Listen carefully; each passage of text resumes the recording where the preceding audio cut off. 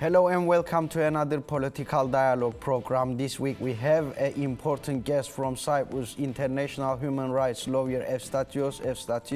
Dear Efstatios, thanks for joining us today. Thank you for your invitation. Thank you. So, dear Efstatios, today we will discuss the developments on Cyprus issue, and the question is all really about peace and reunification, or about redesigning the Cyprus according to the regional strategic interest. So firstly, I really would like to understand what is this new momentum that it's also leaked from in different media organizations has published it. So recently there has been an intense diplomatic activities, as I follow as well. So what exactly is the new solution model being discussed, and why do you personally oppose this? The diplomatic momentum suggests that we are heading towards a new settlement of the Cyprus problem, which it will be based on the type of highly decentralized federal model. In essence, it would preserve one sovereignty, one citizenship, and one international personality, but it will transfer extensive powers to two actually constituent states. My concern as Cypriots is not the constitutional label, is whether this type of settlement being able to maintain the sovereignty of Cyprus, or it will merely transfer or it will create a weak federation state. We are of the opinion that the only legitimate legal basis for the Cyprus problem, for the solution of the Cyprus problem, is a continuation of the Republic of Cyprus. The problem in Cyprus maintains the problem is the occupation, the Turkish occupation, and not the creation of a new state. So who is behind all these, do you think? I mean, not a personal, but which kind of powers are behind this new model suggestion? The particular settlement permanently embeds the political and territorial realities created in the region. We are of the opinion that this initiative, as it has been described, it falls under the broader will of the EU and Turkey relationship. So having Turkey being a member of or coming closer to the EU. So within the context of the negotiations between EU and Turkey, the diplomats, they have to deal. They have to, after 50 years of the creation of the Cyprus problem, they have to make their last, effort to solve the Cyprus problem, because indeed Cyprus problem, the pending Cyprus problem, is a barrier, or at least this is what we want to believe, that is still a barrier for any efforts of having Turkey as member of the EU. So, as you explained, this solution is kind of it's not even a classic federational solution, but a weak and highly decentralized and federal structure, as I understand. So, do you think this model could institutionalize the consequences of the 1974 instead of solving the problem? So Turkey's narrative and approach as to the Cyprus solution and proposed type of solution was, as we all know, it has recently, especially the last years, many times expressed, it was and still is the creation of two separate states, two internationally recognized separate states. By creating exactly this model of settlement, the highly decentralized federal state of Cyprus, in essence, indeed, institutionalizing the consequences of 1974, because by agreeing, forming such a state with Turkey, it creates precedent as to the territorial and sovereignty of the potential new type of solution. So potentially, yes, this type of settlement, it will create standards. It will create these standards of the consequences of 1974, which, as we know, they are territorial and political consequences. Thank you, Efstatios. Also, there is a reality about Turkey's foreign policies on Cyprus, on the occupation zone, which is since 1960s, Turkey officially demands two sovereign states, basically. But some people are still arguing that in that way, the Ankara will be able to have more control mechanism on the occupied zone. So according to that, the Turkish Cypriot constitution state under this proposal would be totally under the Ankara's control. So do you agree with that? Yes, although it seems that with this type of solution,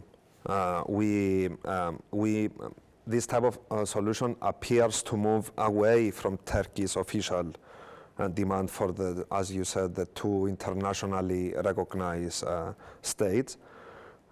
I believe that it will still satisfy some of the Turkey's long-term strategic interest if it creates, let's say, permanently the weak federal state as it is proposed by the new initiative, a weak federal government with extensive vetoes and dependence on consensus. So in my view, the issue, it is not only the international recognition, but whether the matter remains, whether another state can continue exercising indirect influence over Cyprus through institutional, this time, arrangements, which it will be the arrangements in order to succeed to this decentralized, weak, in my opinion, federal type of two states. Thank you. So Cyprus talks are now increasingly connected to the EU-Turkey relations, as you mentioned earlier as well. Visas, the customs of union, and defense cooperations, as we can follow in developments in Cyprus. A lot of EU agreements has been signed.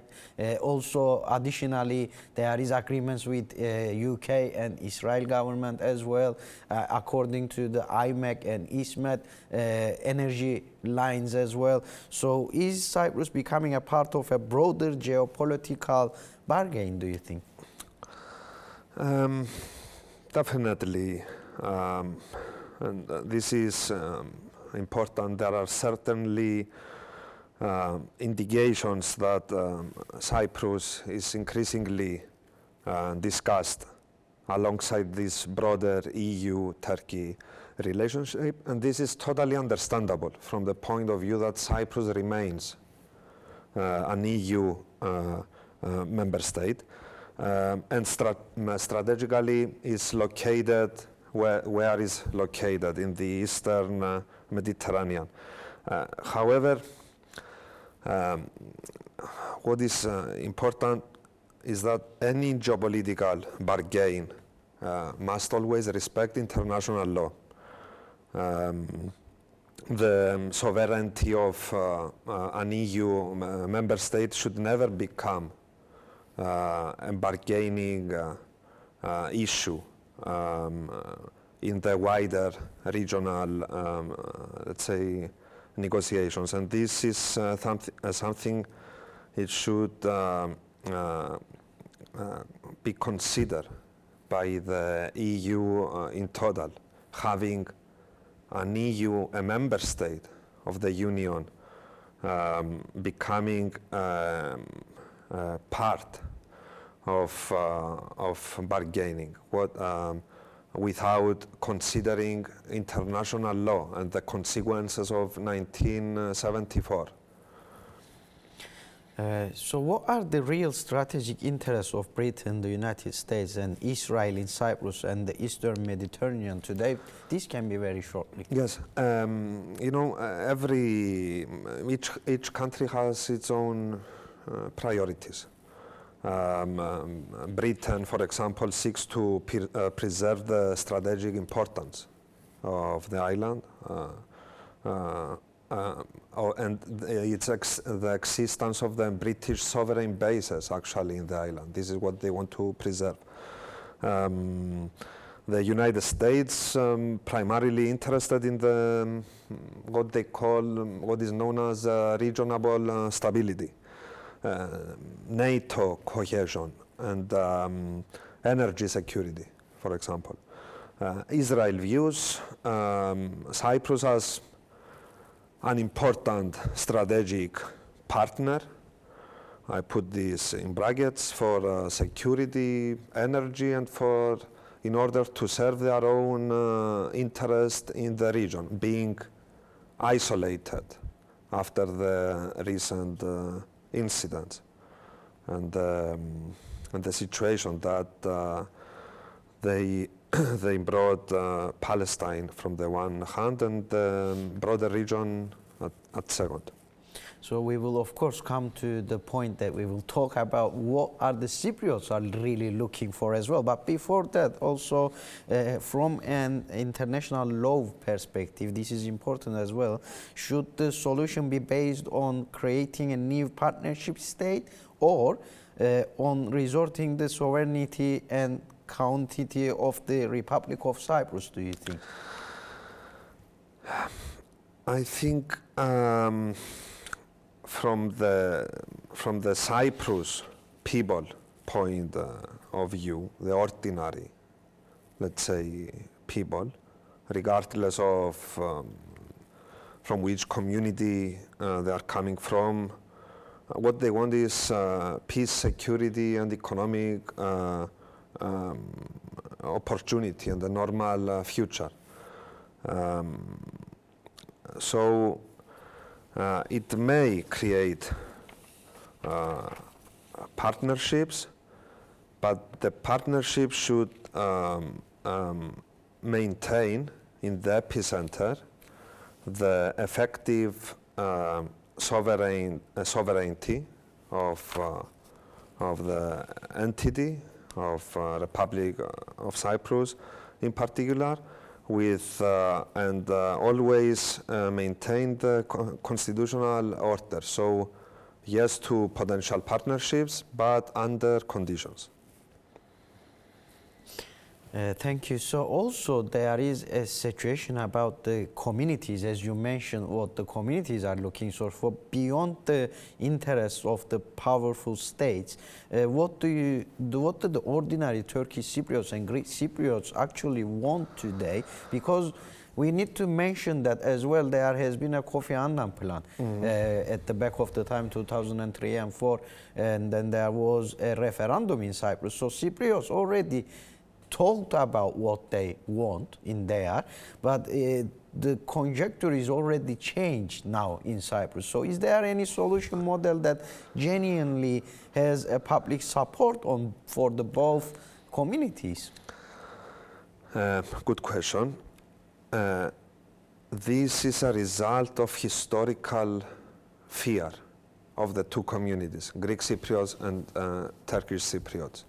They have been attempts, as you said, the Annan plan, and in general attempts to solve this, the Cyprus problem. What the ordinary people want is to live with dignity and respect in a sovereign state.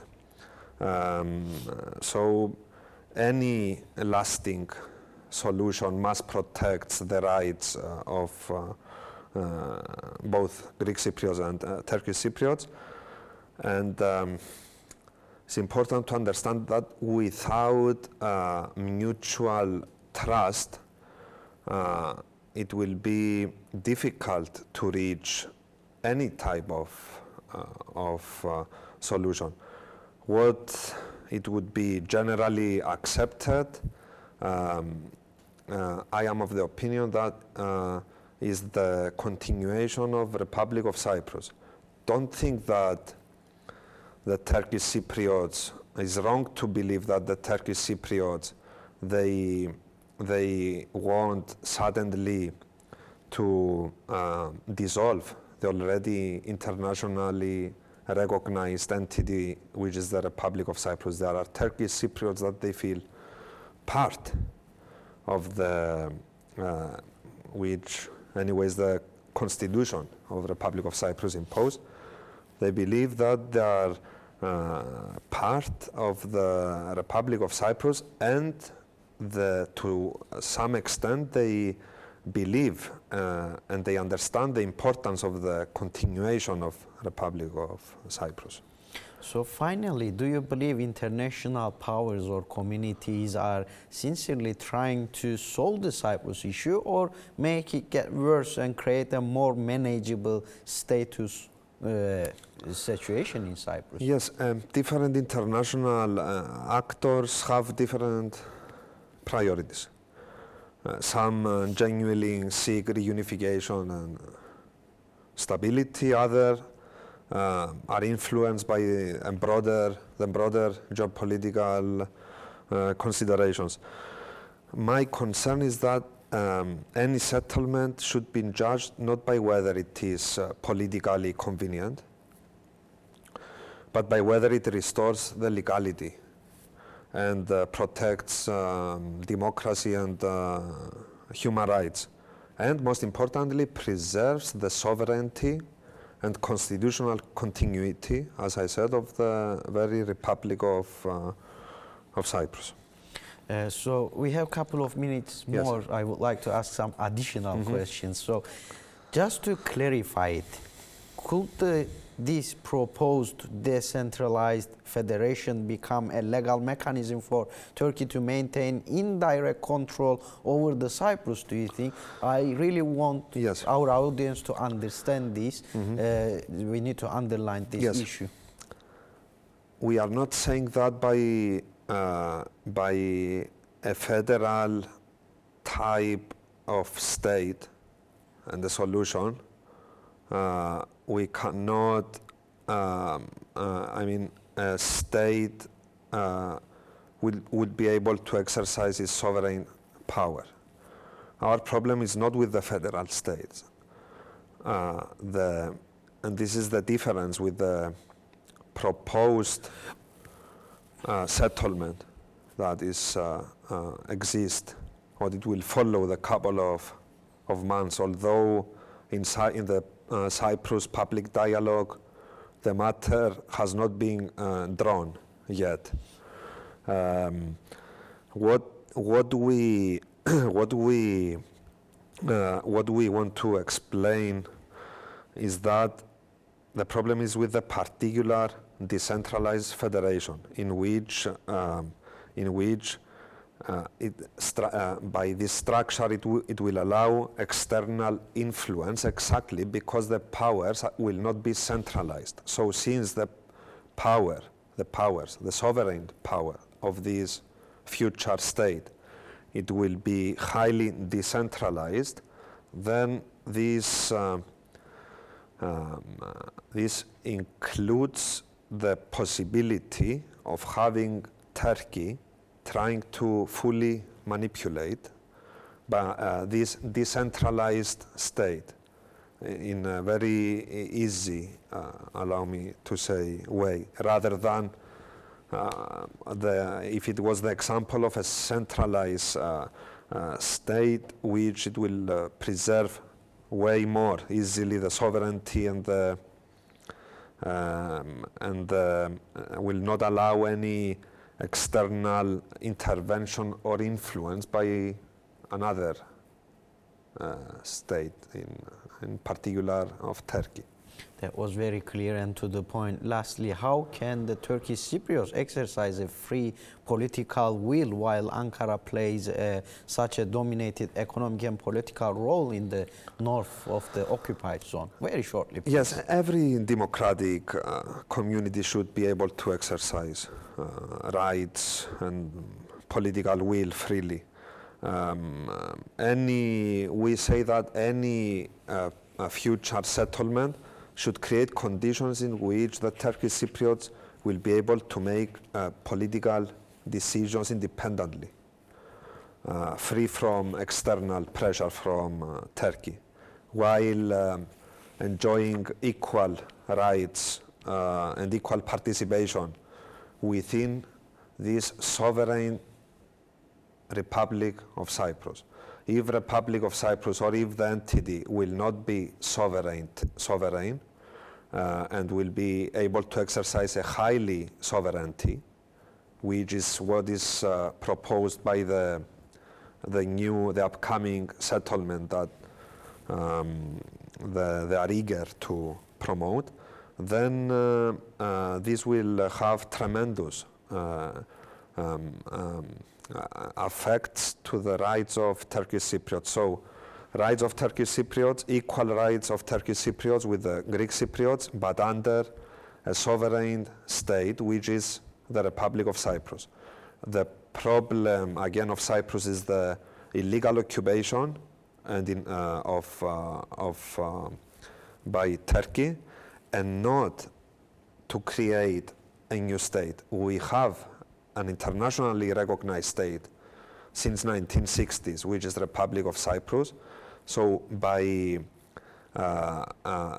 it's pointless to dissolve it in order to start from the beginning, from scratch, a new effort. Greek Cypriots and Turkish Cypriots, the legitimate residents, citizens of Cyprus, but with decentralized powers. So we insist on the continuation of Republic of Cyprus, with which exercise its sovereignty as we know it by the resolutions of the United Nations resolutions, and only by maintaining the continuation of the Republic of Cyprus, Turkish Cypriots will be able to practice their rights, which, by the way, rights they don't freely exercise nowadays. So the only solution for the Cyprus problem, as a closing remark, again, is a continuation of the Republic of Cyprus. Thank you, Efstatios. So lastly, just to close our program, as you follow, there is a peace process in Turkey, continues with the call of Kurdish leader Mr. Abdullah Öcalan. The PKK laid down the arms, and now constitutional rights are on agenda of the Kurds in Turkey. So the both communities, the Turkish Cypriots, Greek Cypriots, and Kurds are under the effects of the Turkish aggression. So what is the similarities with the Kurds and Cypriots? And on top of that, lastly, if you can make a call for freedom for Kurdish leader Abdullah Öcalan as well, and we come to the of end course, of the we raise our voices with the community, the Kurdish community, and worldwide organizations for the freedom of Abdullah Öcalan. We as Cypriots, along with Kurdish people, since we coexist in the region for years, we know how Turkey foreign policy works.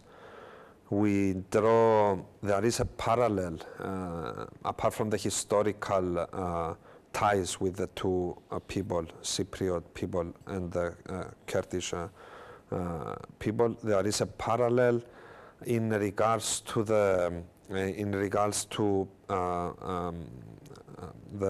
peace that we seek.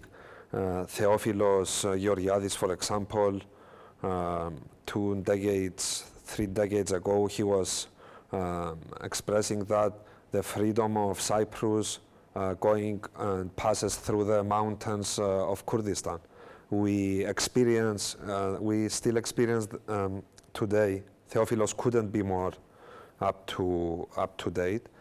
There is a connection, since we have to deal with totalitarian behaviors of Turkey by finding peace in Kurdistan and in Cyprus. We have to understand that our struggle, political, legal struggle, is common. It's about maintaining both the sovereignty, in the case of Cyprus, the state sovereignty as we know it. In the case of Kurdistan, the sovereignty of the people, in order to be able and to exercise fundamental human rights. So I will refer to this expression of Theophilos Georgiadis, who always remained up to date, and his words and texts are of pivotal importance, that the freedom of Cyprus passes through the mountains of Kurdistan. I don't think it will be a peace solution for Kurdistan if the Cyprus problem will not be solved, and vice versa. I am not sure whether Turkey will be able to make the necessary steps back in order for peace and justice to be served. So from this point of view, our struggle is common. Thank you, International Human Rights Lawyer Efstatios from Cyprus. Thanks for joining us, and thank you for your valuable comments. Thank you very much. Thank you. So we came to another end of the political dialogue program. This week we spoke to International Human Rights Lawyer Efstatios from Cyprus. We talked about the Cyprus issue, the latest developments in Cyprus, and the reflections of the Cyprus issue to the Kurdish issue, which is still continuing, and the peace process also continues with the call of Kurdish leader Mr. Abdullah Öcalan, and we will continue to question the problems in the region to find the peaceful solutions on our political dialogue program. We will see you next week, same time, same day, on the next political dialogue program.